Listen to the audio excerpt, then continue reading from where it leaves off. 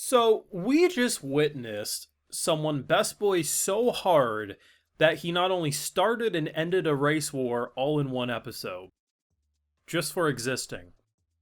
Sure, was the orcs, wolves, and lizard people already on edge wanting to, bite a person's head off?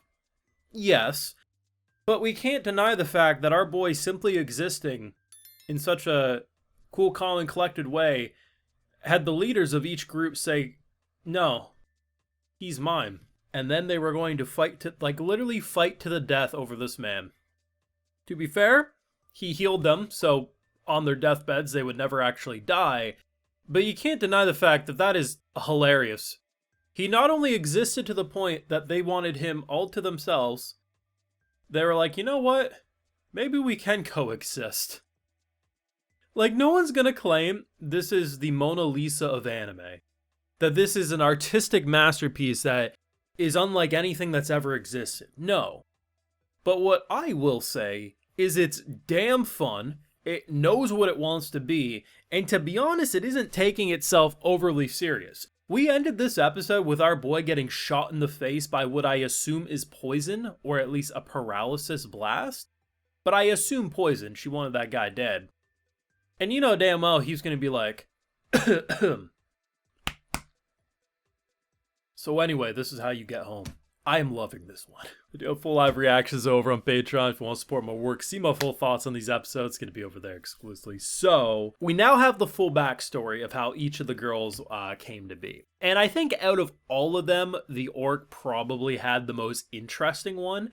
I mean, it's kind of funny. It's very Luffy-ish energy that, I imagine Luffy would be the type of character who would accidentally eat something that might explode if you move too quickly.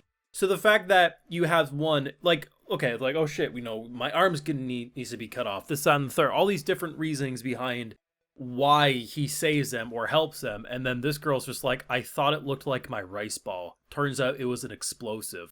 Unfortunately, it's kind of like broken apart, so if I move too quickly, I'ma go boom. Also can't let it pass naturally because it will take too long. Alright, bet.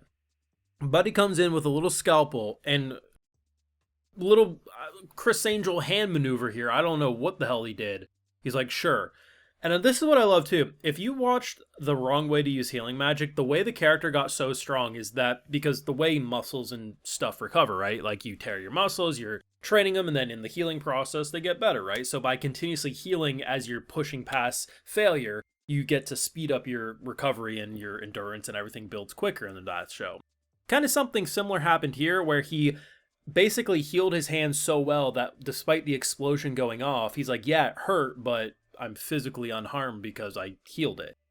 I love that stuff. This is why I honestly think probably healing magic has one of the more, I think a lot more possibilities in terms of the magical anime side of the world than I think a lot of these general spellcasters. Like, you show us a guy who can throw fireballs or teleport, all this stuff. Yeah, we've seen it before, and yeah, it's going to be cool, but I think healing magic really flexes if an author's actually intelligent when it comes to writing magical situations. And I think that's why shows like Wrong Way to Use Healing Magic or this, I find them so charming and endearing, right? And yeah, like at the end of the day, like they're already calling out the fact that like, hey, buddy, you are oblivious. They clearly want you. And he's like, nah, I doubt it. He is that oblivious trope, but I do think his overall lack of giving a shit attitude, not because like he's an asshole, but just really because he's like, I don't really believe it. Anyway, I'm just trying to get paid for my job. It does come across as a very fun character for me personally. And that's why like someone pointing a gun to his face, shooting him, mind you, like gets shot in the face, is just gonna be so are you done? He's not gonna be mad at this. Like, maybe he defends himself a bit, but I truly think that next episode's just going to kick off with him being, like, a little glowing effect, or he's just going to look fine, and it's going to be revealed he just immediately healed himself. Like, he just actively... But then again, he could just have his barrier up. We have seen that he does barriers, as seen by when he got jumped by, I think it was the Wolf Clan who did that. Either way, though, he's going to be just fine. And I think, after now seeing 3 episodes, I have a pretty good idea of our central guy, Xenos, and I have a pretty good understanding of the central supporting cast. I'm just kind of here for the slice of life adventuring of a guy who's like, listen, I've been kind of screwed around my whole life. I want to do what I consider to be basic healing magic for a fair price. And in return, he's going to indirectly, without meaning to, solve a lot of the world's bullshit, as an MC in a show like this will do. We've already seen that he got rid of the tension of 3 different species who's wanted to kill the other or overtake their parts of lands for who knows how many years. That's already been solved.